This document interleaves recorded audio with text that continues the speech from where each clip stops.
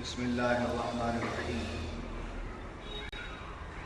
نحمده ونصلي ونسلم على حبیبہ الکریم اما بعد فقد قال اللہ تبارک وتعالی فی شان حبیبہ الکریم ان اللہ وملائکتہ یصلون علی النبی یا ایھا الذین آمنوا صلوا علیہ وسلموا تسلیما اللهم صل علی سیدنا مولانا محمد وعلى آل سیدنا محمد وبارک وسلم اللهم صل علی سیدنا محمد وعلى آل سیدنا محمد وبارک وسلم اللهم صل علی سیدنا محمد وعلى آل سیدنا محمد وبارک وسلم صلاۃ و سلام علیک یا رسول اللہ صلی اللہ علیہ وسلم فقد قال اللہ تبارک وتعالی فی القرآن المجید والفرقان الحمید فاعوذ باللہ من الشیطان الرجیم بسم اللہ الرحمن الرحیم مثلهم كمثل الذي استوقد نارا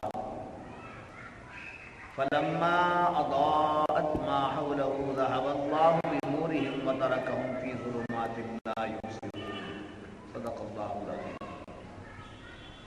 ان کی مثال اس طرح ہے جس نے آگ روشن کی تو جب اس سے آس پاس سے جگمگا اٹھا اللہ ان کا نور لے گیا اور انہیں اندھیریوں میں چھوڑ دیا، نہ کچھ انہیں سوچتا ہے۔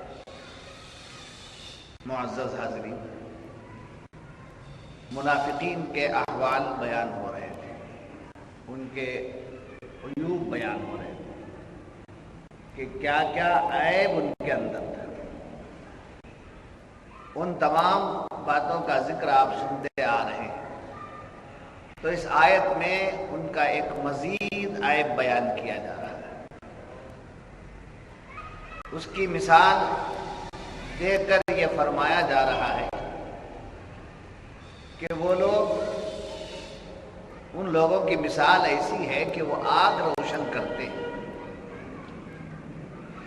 اور جب آگ روشن ہو جاتی ہے اور چہار جانب روشنی پھیل جاتی ہے تو پھر اچانک ان کی آنکھیں اندھیری ہو جاتی ہیں، یعنی ان کی آنکھیں اندھی ہو جاتی ہیں، بصارت ختم ہو جاتی ہے، تو ان کی لگائی ہوئی آگ یا اس کی روشنی سے وہ کیا ہو جاتے ہیں؟ محروم ہو جاتے ہیں۔ تو یہ مثال دے کر اللہ تعالیٰ ان کے ایمان لانے کی حالت کو بیان کر رہا ہے۔ چنانچہ فرمایا گیا کہ مدینہ منورہ میں جب حضور اکرم صلی اللہ علیہ وسلم تشریف لائے تو مدینے میں خوشیوں کی لہر دوڑ گئی، اور مدینے کی بچیاں چھوٹے چھوٹے بچیاں مدینے میں حضور کی آمد کا استقبال کرتے ہوئے دف بجاتی ہوئی گاتی رہی، طلع البدر علینا من ثنیات الوداع وجب الشکر علینا ما دعا للہ داعی۔ یہ گاتی ہوئی حضور اکرم صلی اللہ علیہ وسلم کا استقبال کرنے لگی۔ جب مدینے کی بچیاں دف بجا کر حضور کے استقبال میں گاتی رہیں تو صدیق اکبر رضی اللہ تعالی عنہ نے ان بچیوں کو روکا کہ وہ گانا نہ گائیں، تو حضور نے فرمایا انہیں گانے دو، آج ان کے عید کا دن ہے، انہیں گانے دو، آج ان کے عید کا دن ہے۔ تو گویا حضور کی تشریف آوری پر خوشی منانا عید کا دن ہے، اس کی اجازت حضور نے دی۔ بہرحال مدینے والے بڑے خوش ہوئے اور حضور کی تشریف آوری کے بعد آپ پر ایمان لے آئے۔ جب آپ پر ایمان لائے داخل اسلام تو ہو گئے، مگر بعض لوگ اس میں ایسے بھی تھے جو صرف دنیاوی غرض کی وجہ سے ایمان لائے، یعنی اپنے کو چھپانے کے لیے، اپنی ساکھ برقرار رکھنے کے لیے، جی اپنا مطلب پورا کر لینے کے لیے، اس نیت کے ساتھ بعض لوگ ایمان لائے، جن کا ظاہر میں ایمان تھا اور باطن ایمان سے خالی، وہ یہ سمجھ کر ظاہر میں ایمان لائے کہ جب ہم ایمان لائیں گے تو ہم کلمہ گو ہو گئے اور مسلمان عورتوں سے ہم نکاح بھی کر سکتے ہیں، مال غنیمت جو آتا ہے اس میں بھی ہمارا حصہ ہو جائے گا۔ اس خیال سے دنیاوی منفعت، دنیاوی منافع کو مد نظر رکھتے ہوئے وہ لوگ کیا ہوئے؟ کلمہ پڑھ لیے۔ تو دو باتیں ہو گئی، ایک وہ لوگ جنہوں نے صدق دل سے ایمان لائے، وہ جماعت بھی بڑی جماعت تھی، اور یہ کچھ لوگ ایسے تھے جنہوں نے صرف دنیاوی منافع کے لیے اسلام قبول کر لیا، ان کے دلوں میں ایمان داخل نہیں ہوا۔ تو جن کے دلوں میں ایمان داخل نہیں ہوتا ہے وہی منافقت ہوتی ہے، وہیں پر منافقت ہوتی ہے۔ تو مدینے کے لوگ مسلمان ہو گئے تو ایسے عظیم مرتبے پر پہنچ گئے۔ یہ نفاق کا جو معاملہ تھا ابتدا مکے سے نہیں ہوئی، منافقین کی ابتدا مدینے سے ہوئی۔ کفار مکے میں رہے اور مدینے میں بھی رہے، مگر منافقت کرنے والے کہاں تھے؟ مدینے میں۔ جی تو اب جو پختہ ایمان والے تھے وہ بھی مدینے میں تھے، ان کی شان یہ تھی کہ ان کو تو انصار کہا گیا۔ ان کو کیا کہا گیا؟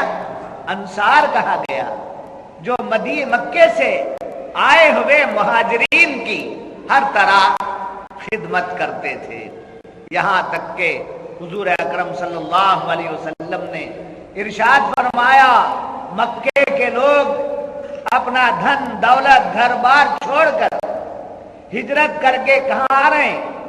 مدینے کو آ رہے ہیں۔ تو جب یہ سب آ گئے تو حضور نے ایک مکی کو ایک مدنی کو دونوں کو ملا کر رشتہ مودت میں ملا دیا۔ اس کو رشتہ مودت کہتے ہیں، یعنی محبت والا رشتہ،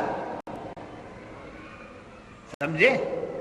رشتہ اخوت الگ ہے، بھائی کا رشتہ، رشتہ شیخ الگ ہے، روحانی رشتہ پیر بھائی کا رشتہ، رشتہ نسبت الگ ہے، سالہ سالی ساڑو جھاڑو،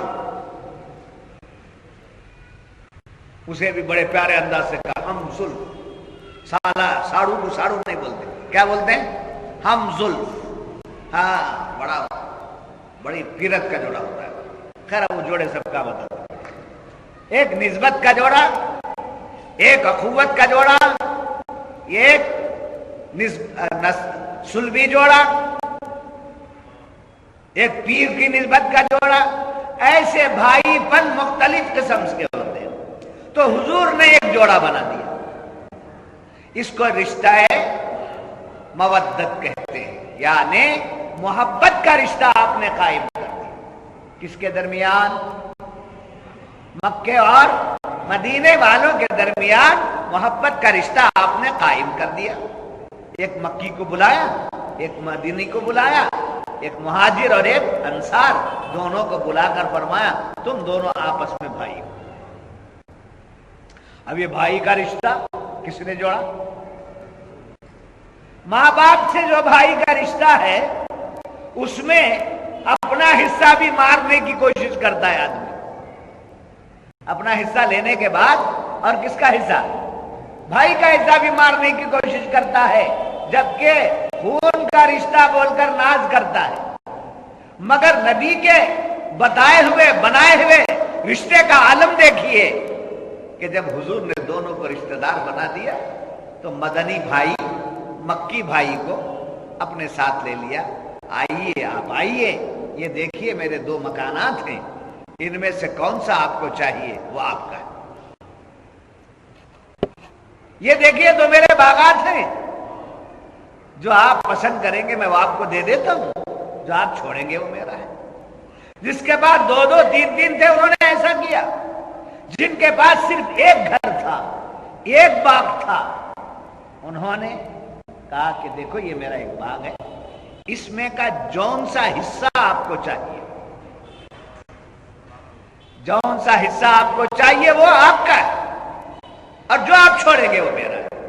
اپنے مکان کا پسندیدہ حصہ مہاجر بھائی کو دے دیا، اپنے باغ کا پسندیدہ حصہ اپنے مہاجر بھائی کو، مکی بھائی کو دے دیا.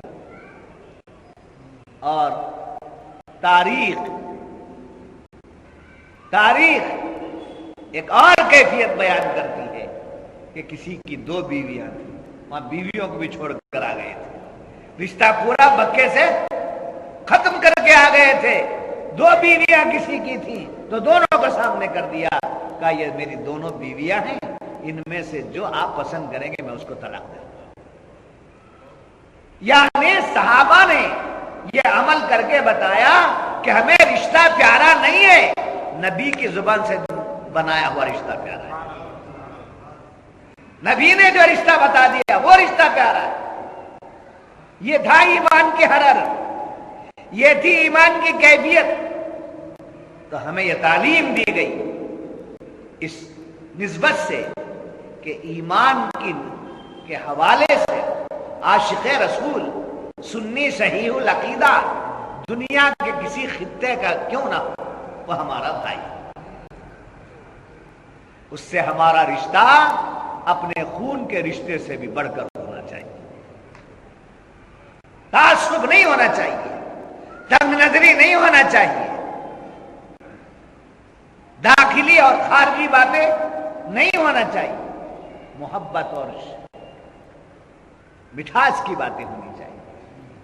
چنانچہ ایمان کے اندر وہ مٹھاس، ایمان کے اندر وہ کیفیت، ایمان کے اندر وہ لگاؤ کہ صحابہ نے اس کو نبھایا. انہی میں سے کچھ لوگ بعض یعنی مدینے ہی میں کچھ لوگ ظاہر مسلمان ہو گئے، ان کا باطن کفر کی طرف ہی رہا. تو جو لوگ بظاہر مسلمان ہو کر ان کا دل کفر کی طرف تھا تو ایسے لوگوں کو کیا کہا گیا؟ منافق کہا گیا. اور یہ بتایا گیا، ان کی مثال دے کر فرماتا ہے قرآن، مثلهم كمثل الذي استوقد نارا فلما اضاءت ما حوله ذهب الله بنورهم وتركهم في ظلمات لا يبصرون. فرماتا ہے قرآن کہ ان کی مثال ایسی ہے کہ اندھیرے جنگل میں وہ گھر گئے، اندھیرے جنگل میں گر گئے. جب جنگل ہو اور پھر رات کا اندھیرا ہو تو بتائیے راستہ نظر آئے گا. ایسے موقع پر کچھ لوگوں نے کیا کیا؟ آگ سلگائی. آگ سلگائی تو دو چیزیں آئی ان کو، ایک روشنی ملی اور ایک گرمی ملی. دو چیزیں ملی ان کو، مگر وہ دونوں چیزیں کیوں جلائی جاتی ہیں؟ گرمی حاصل کرنے کے لیے بھی اور روشنی حاصل کرنے کے لیے بھی. جنگلوں میں جو آگ سلگائی جاتی ہے وہ اس لیے سلگائی جاتی ہے کہ کوئی درندہ، کوئی پھاڑ کھانے والا جانور اگر ہمیں پھاڑ نہ دے، اس لیے اس سے بچنے کے لیے آگ بھی سلگائی جاتی ہے. مگر قرآن مثال دے رہا ہے وہ آگ بھڑکانے کے باوجود وہ اچانک آگ بجھ گئی، اچانک آگ بجھ گئی. جب اچانک آگ بجھ جاتی ہے، اس کا شعلہ اور چنگاری ختم ہو جاتی ہے، تو ان لوگوں کو حاصل کیا ہوا؟ پھر اندھیرا چھا گیا. تو قرآن یہ مثال دے کر فرماتا ہے کفر کے جنگل میں تھے، کفر کے جنگل میں تھے، دل سے ایمان لانے کی بجائے انہوں نے ظاہر میں ایمان دکھا کر اپنی ایک آگ روشن کیا۔ انہوں نے وہ آگ جو حقیقی آگ تھی اس کو سمجھا نہیں، انہوں نے اپنے طرف سے ایک آگ روشن کی کلمہ پڑھ کر کے، مگر خداوندی فیصلہ یہ کہ اچانک وہ آگ جب بجھ گئی تو انہیں کچھ حاصل نہیں ہوا۔ اسلام کی روشنی کی طرف تو آئے مگر اس روشنی سے ان کو کیا نہیں ملا؟ فائدہ نہیں ملا۔ تو ایسی مثال دے کر کے قرآن فرماتا ہے کہ یہ سمجھے، جس کو ہمارے ہاں مثال کہتے ہیں اندھیرے میں تیر مارنا۔ کیا ہے؟ اندھیرے میں تیر مارنا۔ نشانے پر لگے گا؟ نہیں لگتا ہے۔ تو اندھیرے میں تیر مارنا جیسا بیکار ہے، ویسا ان کا ایمان لانا بیکار ہے۔ کن لوگوں کا؟ منافقین۔ تو جب یہ بات معلوم ہوئی، منافقین، مفسرین فرماتے ہیں منافقین زبان سے کلمہ پڑھ لیا۔ کیا کر لیے؟ زبان سے کلمہ پڑھ لیا۔ اب جب کلمہ پڑھ لیے تو کلمے کی برکت بھی مل گئی انہیں۔ کلمہ جب پڑھ لیے تو ان کو کلمے کی برکت بھی مل گئی، جیسے اس کے نور سے مزین ہوئے، بحیثیت مسلمان ان کی عزت بھی ہونے لگی، ان کی خاطر مدارات بھی ہونے لگی، اور مسلمانوں کو جو سہولتیں ہیں وہ بھی حاصل ہونے لگی، اور مسلم عورتوں سے نکاح کا مواقع بھی ان کو مل گیا۔ یہ تمام چیزیں ان کو کس بنیاد پر مل گئے؟ صرف کلمہ پڑھنے، کلمہ پڑھنے کی بنیاد پر مل گئے۔ تو جب یہ ملا تو آخر میں کیا ہوا؟ یہ سب کچھ ملنے کے بعد آخر عمر میں، ضعیف العمر میں، آخری عمر میں ان کی زبان گم ہو گئی۔ وہ کیا ہو گئے؟ گونگے ہو گئے۔ اس زبان کے گنگ ہو جانے کی وجہ سے وہ ظاہر کرنے سے بھی رہے، اپنے آپ کو پیچھے کرنے سے بھی رہے، نتیجے میں پھر کدھر چلے گئے؟ کفر کی ظلمتوں میں چلے گئے۔ کدھر چلے گئے؟ کفر کی ظلمتوں میں چلے گئے۔ تو معلوم ہوا کفر کی تاریکی میں جب تک تھے، نیک و بد کی تمیز نہیں تھی۔ کفر کے عالم میں جب کوئی رہتا ہے تو اسے نیک اور بد کی تمیز نہیں رہتی ہے، اور اسلام کی روشنی سے وہ فائدہ حاصل کر لیے، اور اچانک اسلام سے فوائد حاصل کرنے کے مواقع چھننے کی اصلی صورت مسلمانوں کے سامنے آ گئی۔ ان کی آنکھیں اندھی ہو گئیں اور ہر طرف اندھیرا ہی اندھیرا ہو گیا۔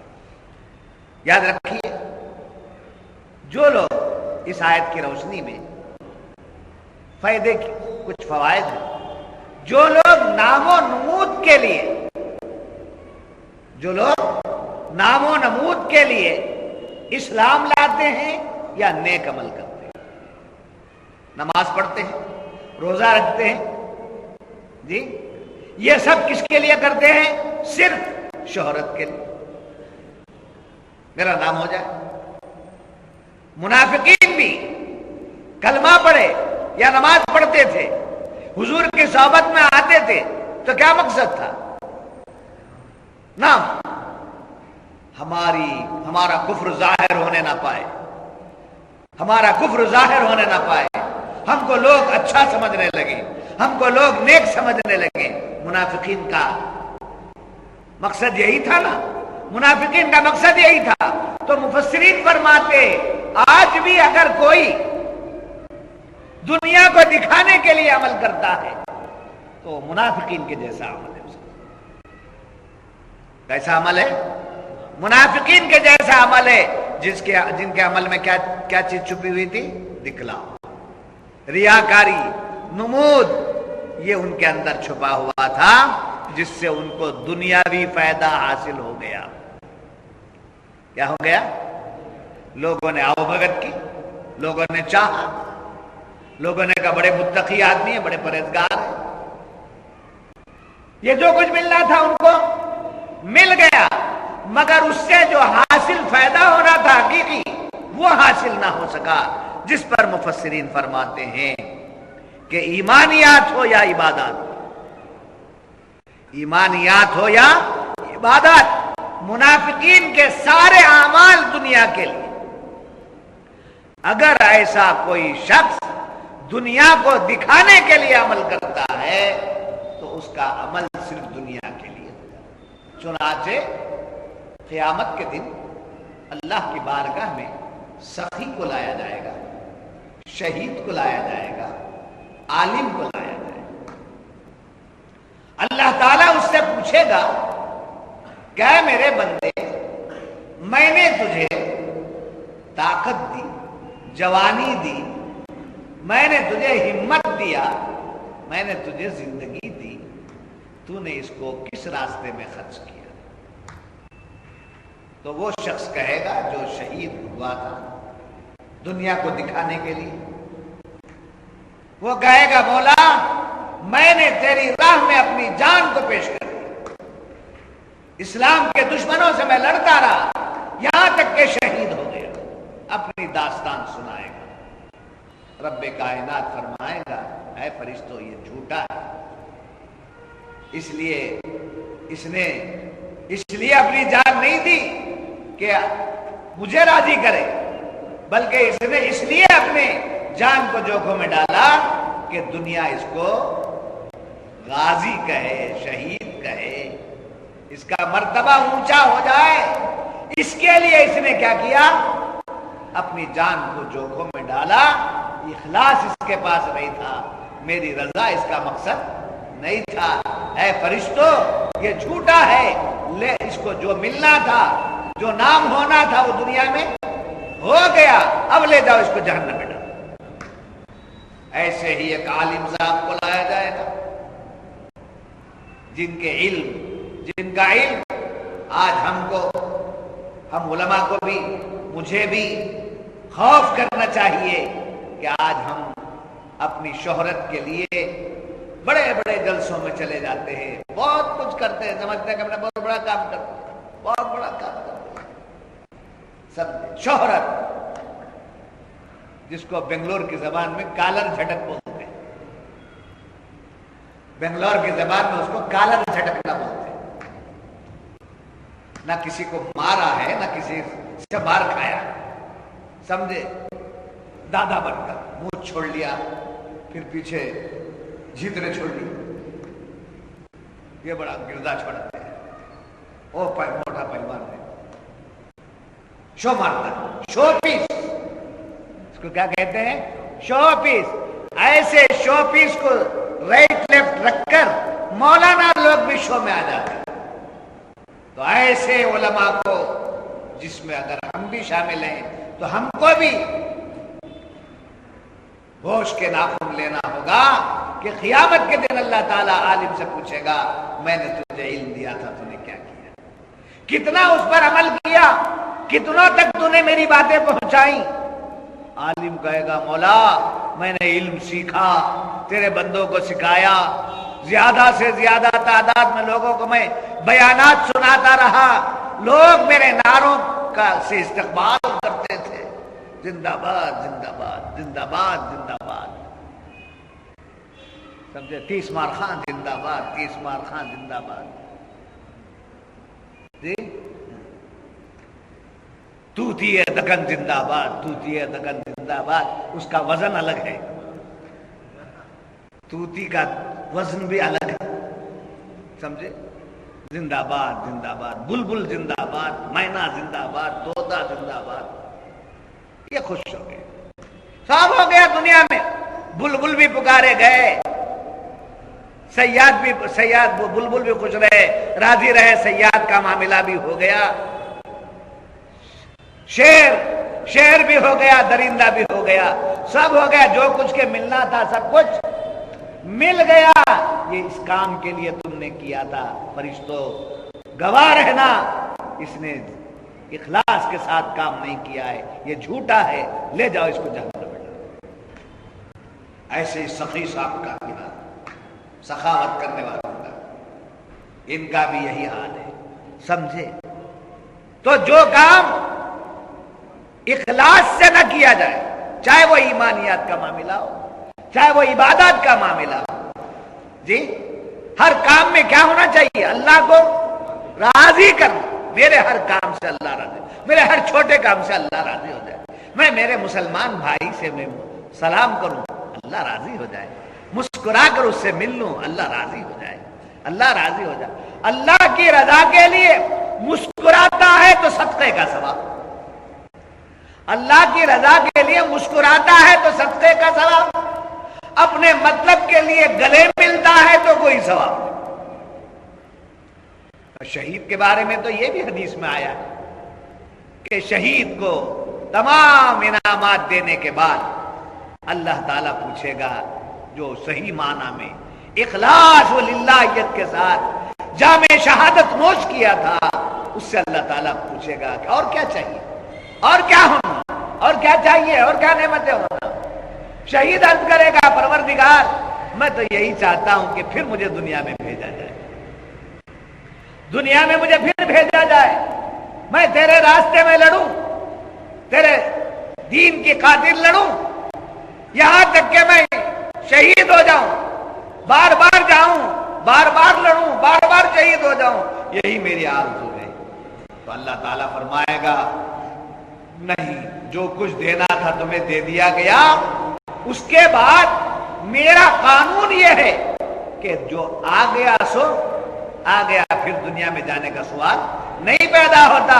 اب تمہاری تمنا یہ ہے کہ تم پھر شہادت کا جام پیو تو چلو، وہ تو بھیجا نہیں جائے گا، مگر میں تم کو اپنے جمال سے آراستہ کرتا ہوں۔ تو اپنا جمال اللہ تعالیٰ ان شہیدوں کو دکھاتا ہے، ان شہیدوں کا اپنا جمال ہے۔ ایک وہ شہید ہے جسے جہنم میں داخل کر دیا جاتا ہے، ایک وہ شہید ہے جسے رب اپنا جمال دکھاتا ہے، دونوں بھی شہید ہیں۔ تو مطلب وہ شہید وہ ہے جو اللہ کے لیے لڑتا ہے، اس کو اللہ اپنا جمال دکھا دیتا ہے، جو دنیا کے لیے لڑتا ہے اس کو اللہ تعالیٰ جہنم میں۔ تو گویا ہر چھوٹے سے چھوٹا عمل بھی ہمارا کیسا ہونا چاہیے؟ اللہ کو راضی کرنے والا عمل ہونا چاہیے۔ ساتھ ساتھ مفسرین اکرام فرماتے ہیں کہ دیکھو، کسی بھی عمل پر ہمارے مطمئن ہو کے نہیں بیٹھنا، میں کر دیا، میں نماز پڑھ دیا، میں روزہ رکھ دیا، میں نے نیک کام کر دیا، میں ایمان والا ہوں، میں سنی ہوں، صحیح العقیدہ ہوں، مطمئن ہو کے نہیں بیٹھنا ہے، بلکہ اس کے پیچھے محنت ہو، اور انکساری کا عالم یہ ہو کہ مولا میں نے کیا کیا، میں نے کیا کیا، سب تم نے کرا لیا، میں نے کیا کیا۔ اور غور کر کے بھی دیکھیے، کوئی سی بھی عبادت لے لیجیے، اس میں ہمارا کیا دخل ہے؟ کوئی سی بھی عبادت لے لیجیے، اس میں ہمارا کوئی دخل ہے؟ جی، توفیق میں ہمارا دخل ہے، حرکت میں ہمارا دخل ہے، ارکان کے ادائیگی میں ہمارا دخل ہے، عبارتوں کے پڑھنے میں ہمارا کوئی دخل ہے؟ سب کس کا ہے؟ سب اللہ ہی، حکم بھی اسی کا، توفیق بھی اسی کی، حرکت بھی اسی کے طرف سے، نمازوں کے عبارات بھی اسی کے طرف سے، اللہ رسول کا دیا ہوا ہے نا، اس کے سوا ہماری نمازوں میں ہمارے طرف سے کوئی دخل ہے؟ اگر کوئی چیز ہمارے طرف سے آ جائے تو کیا نہیں ہوگی؟ نماز نہیں ہوگی۔ ہماری باتیں اس میں داخل ہو جائے تو نماز نہیں ہوگی۔ جو کچھ ہے وہ کس کے طرف سے؟ اللہ اور اس کے رسول کے طرف سے۔ تو پھر ہمارا کیا ہے؟ ہمارا یہی ہے کہ مولا میں کچھ بھی نہیں تھا، تو نے سب کچھ نواز دیا، تو نے بہت کچھ دے دیا، پھر کرم یہ کر دیا کہ تو ہمیں نمازی بھی بنا دیا، ہمیں جنت کا حقدار بھی بنا دیا، ہمیں اپنے پیاروں کی دامن سے بھی وابستہ کر لیا۔ تو ہماری بڑی سی بڑی نیکی، چھوٹی سی چھوٹی نیکی کس کے لیے ہونی چاہیے؟ اللہ کے لیے ہونا چاہیے۔ اور یاد رکھیے نیکی پر ہم ناز نہ کریں بلکہ اللہ کا شکر ادا کریں. جی اب منافقین کی یہ آیت کے تعلق سے جو باتیں آ رہی ہیں اس کے تعلق سے اس کی روشنی میں غور کیا جائے تو منافقین یہ سمجھے ہم ایمان لا لیے بس ہے، ایک بار ایمان لا لیے بس ہے، اس کے بعد ہم جو بھی کریں گے وہ سب معاف ہے. صحابہ لرزہ برنداب ہوتے یہاں تک کہ حضور صلی اللہ علیہ وسلم فرماتے ہیں صحابہ نے سے فرمایا کہ ایمان کی تجدید کیا. کیا فرماتے حضور؟ ایمان کی تجدید کیا کرو. صحابہ پوچھتے یا رسول اللہ کیسا تجدید کریں، کیسا تازہ کریں، ایمان کو تازہ کرو، کیسا تازہ کریں؟ تو سرکار نے فرمایا لا الہ الا اللہ محمد رسول اللہ کہتے ہوئے بار بار پڑھتے ہوئے کیا کرو، اس سے ایمان کو تازہ کرو. یہی ہمارے علماء اہل سنت کی دین ہے، ہمارے اکابرین کی دین ہے کہ ہم یا رسول اللہ کا نعرہ لگاتے ہیں، نعت شریف پڑھتے ہیں، حمد پڑھتے ہیں، منقبت پڑھتے ہیں، بزرگوں کی یاد کی محفلیں سجاتے ہیں. کیا مقصد ہے؟ ہمارا ایمان تازہ رہے. سمجھے؟ ہمارا ایمان تازہ رہے. مسجدوں میں ہم آ جاتے ہیں، نماز پڑھ کے چلے جاتے ہیں، اس کے علاوہ محفلیں جو ہماری ہوتی ہے، کبھی پیروں کی محفلیں خانقاہی طور پر ہوتی ہیں، کبھی جلسوں کا اہتمام ہوتا ہے، کبھی نعت کی محفلیں ہوتی ہیں. یہ سب کہے کے لیے ہوتی ہیں؟ شو بازی کے لیے نہیں. یہ سب کس کے لیے ہونا چاہیے؟ ہمارا ایمان تازہ ہو جائے، ڈرتے رہنا چاہیے کہیں ہمارا خاتمہ غلط نہ ہو جائے. سمجھے؟ الاعتبار بالخواتم. سمجھے؟ خاتمے پر اعتبار. ہم مسلمان ہیں، ہمارے باپ دادا مسلمان تھے، ہم مسلمان ہیں. سمجھے نہیں؟ کیا معلوم کون سا کفریہ کلمہ ہماری زبان سے نکل جائے اور فوراً ہماری روح نکل جائے. اس لیے لایانی باتوں سے بھی بچنے کو بزرگوں نے فرمایا. بیکار کی باتوں میں ٹائم نہیں لگانا چاہیے بھائی. Waste of time, waste of life. کام کی بات کرو. جب مومن بھائی مل گیا نبی کی محبت کی بات کرو. آپ کو میں بتاؤں ایک مثال دے کر کے. ایک باپ کے دو بچے، تو دونوں بچے آپس میں کیا ہیں؟ بھائی دونوں مل گئے تو کس کی یاد آتی ہے؟ باپ کی یاد آتی ہے. جی خاندان کے لوگ مل گئے تو خاندان، وطن کے لوگ مل گئے تو وطن کی یاد آتی ہے. کاروباری لوگ مل گئے تو کاروبار یاد. تو جو نسبت والے ملتے ہیں وہ نسبت یاد آ جاتی ہے. جب آپس میں عاشقان رسول ملتے ہیں تو کس کی یاد آتی ہے؟ نبی کی یاد آ جاتی ہے.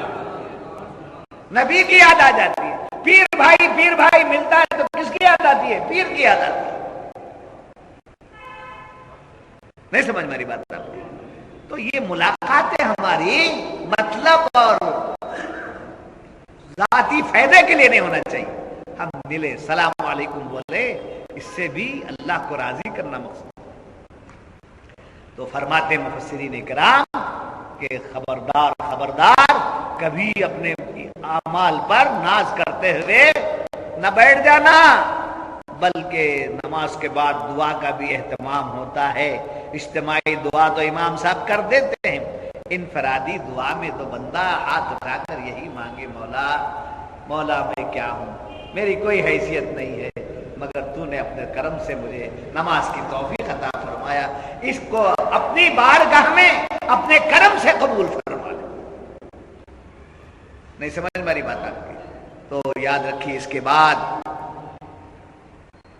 مفسرین فرماتے ہیں ظاہری اعمال جو ہیں وہ جسم کی مثال ہے. یہ جو بھی ہمارے اعمال ہیں یہ جسم کی مثال ہے. اس میں اخلاص جو ہے وہ روح ہے. اخلاص جو ہے وہ کیا ہے؟ روح ہے. جیسے جسم سے روح نکل جائے تو جسم کیا ہے؟ بیکار ہے. اس کو کیا بولتے ہیں آپ؟ میت، مردہ. روح نکل جانے کے بعد وہ جسم مردہ ہو گیا. ایسے اعمال بہت بڑے بڑے فرما عمل ہے، بہت اچھا تسبیح ہے، وہ ہے، یہ سب عمل، مگر کیا ہے؟ اخلاص کی روح نکل گئی ہے. تو جیسے جسم سے روح نکل جانے کے بعد وہ جسم دفنانے کے قابل ہے، ایسے ہی جب روح نکل جائے تو وہ عمل بھی دفنانے کے لائق ہے. اسی لیے بعض لوگ کیا کرتے ہیں؟ کھانوں پہ بسترے لے لے کر کے پھرتے رہتے ہیں کہ بے روح ایمان ہمارے پاس ہے، بے روح عمل ہمارے پاس ہے. اب اس کو دفنانا ہے، کیا کرنا ہے؟ یہ مسجد سے وہ مسجد، وہ گاؤں سے یہ گاؤں، وہ مرکز سے یہ مرکز، لیے گھومتے پھرتے. میرے آقا نعمت نے بڑی پیاری بات بہت زمانہ پہلے فرمایا تھا، یہ چلتے پھرتے مردے ہیں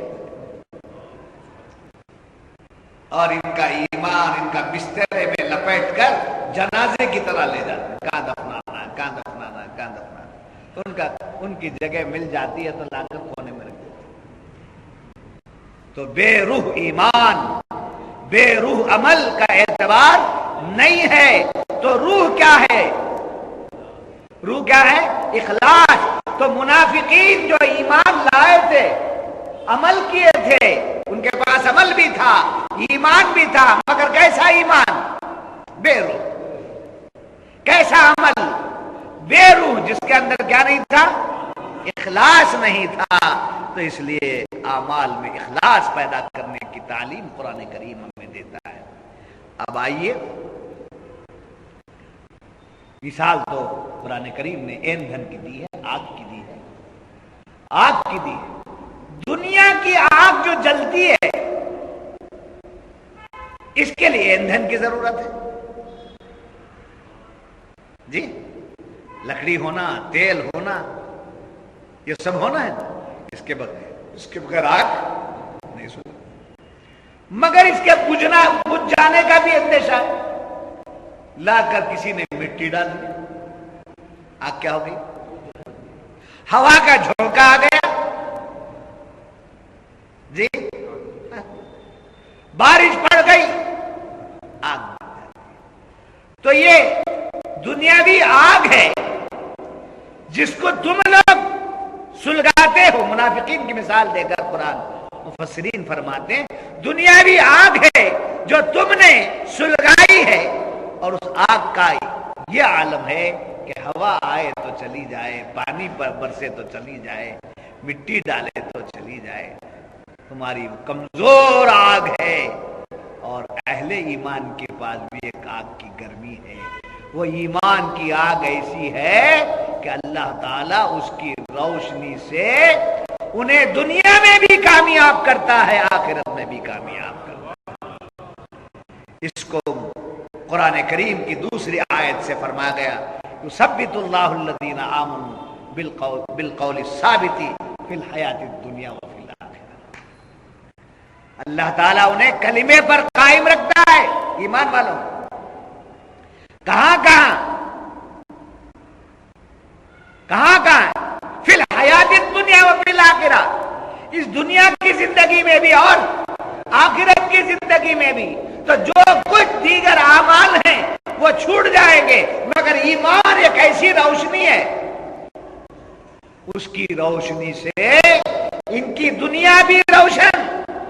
جس کو قبر کی اندھیری کوٹری کہتے ہیں، وہ اندھیری کوٹری بھی روشن ہے ایمان کی روشنی سے. ایمان کی روشنی سے لوگ کہتے ہیں نبی قبر کا گھر اندھیرا ہے. وہاں اندھیرا سمجھے گئے تو معلوم ہوتا ہے اندھیرا ہے. بابا تیرے لیے اندھیرا ہوگا، مگر ہم دیوانہ گان مصطفیٰ کے لیے، ایمان رکھنے والوں کے لیے اندھیرا نہیں ہے. اللہ نے وعدہ کیا ہے، فرماتا ہے یسعی نورہم بین ایدیہم. سمجھے؟ ایمان کا نور ان کے آگے آگے ہوتا ہے. کس کے؟ ایمان والوں کا جو ایمان کا نور ہے ان کے آگے آگے ہوتا ہے، یعنی روشنی پیچھے لگتے ہیں. آپ آگے جا رہے ہیں، روشنی پیچھے، لینٹن پیچھے پکڑ لیے. ہاں گاؤں کھیڑے والے بولو وہاں لینٹن پک لگ جاتے نہیں تھے راتوں میں. آپ کے زمانے میں سب لینٹن تھے، سمجھے. اس کے بعد دوسرا زمانہ آیا تو ٹارچ آیا. یہ ہمارا زمانہ ہے، یہ ہمارا زمانہ ہے. میں اس زمانے کا سمجھے، یہ ہمارا زمانہ ہے. ہر جگہ کیا لگے؟ لائٹ لگے، سر پہ لگے. یہ سر پہ لگنا کمال کی بات نہیں ہے. وہ بڑا اچھا تھا، لینٹن پکڑ کر کے جاتے تھے، وہ بڑے اچھے لوگ، سمجھے. کہاں پکڑ لیتے تھے؟ پیچھے. تو یہ مثال اس لیے میں دے رہا ہوں آپ کو، ہنسانا مقصد نہیں ہے. ہنستے ہنساتے بات آپ کے دلوں میں اتارنا چاہتا ہوں کہ جب روشنی سامنے لے کر جاتے ہیں، ویسے ہی مومن کے آگے آگے اس کے ایمان کا نور رہتا ہے. دنیا میں بھی وہ جیتا ہے تو ایمان کی نور کی روشنی میں جیتا ہے. قبر جو اندھیری کوٹری ہے، مومن جاتا ہے ضرور مگر ساتھ میں ایمان لے کے جاتا ہے تو اندھیری کوٹری اجالے میں. اس کو اعلیٰ حضرت فرماتے ہیں، لہت میں عشق رخ شاہ کا داغ لے کے چلے، لہت میں عشق رخ شاہ کا داغ لے کے چلے، اندھیری رات سنی تھی چراغ لے کے چلے. وہ الگ لوگ ہیں جن کی خبر کیا ہے؟ اندھیری کوٹری ہے.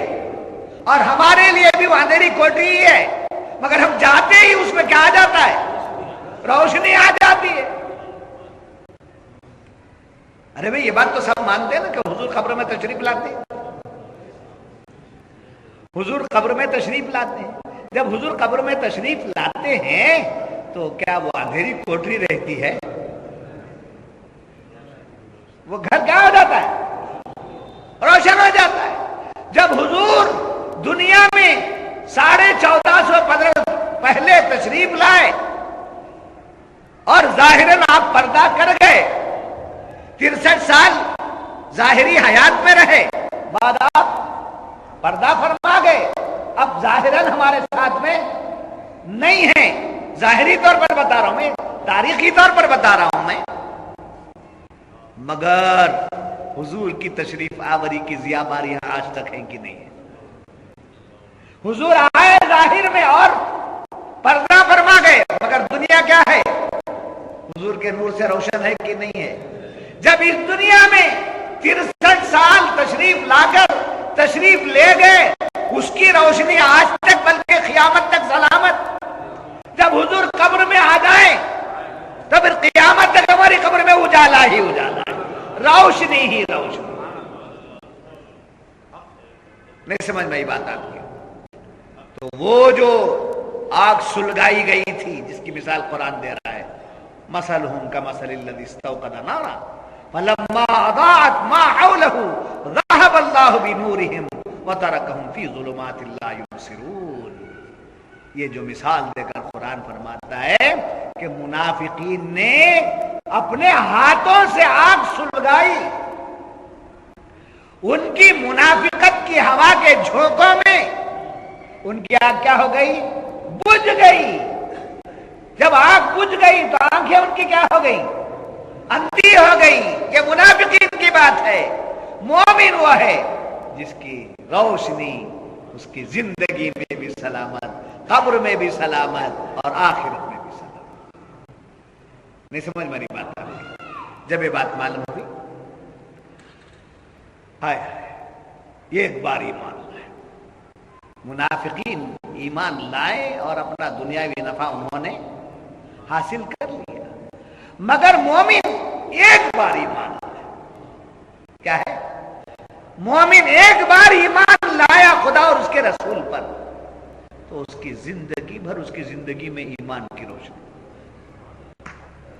وہ جہاں جاتا ہے مومن، مسجد میں آیا مومن، بازار میں گیا مومن، گھر میں گیا مومن،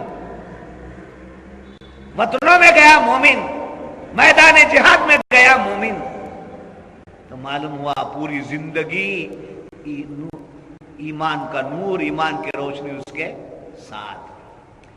फिर उसके बाद मौत आई। मौत जब आई तो वो मौत भी उसकी नूरानी, और मौत के बाद फिर कब्र में गया, वहां भी वो नूर। कौन सा नूर?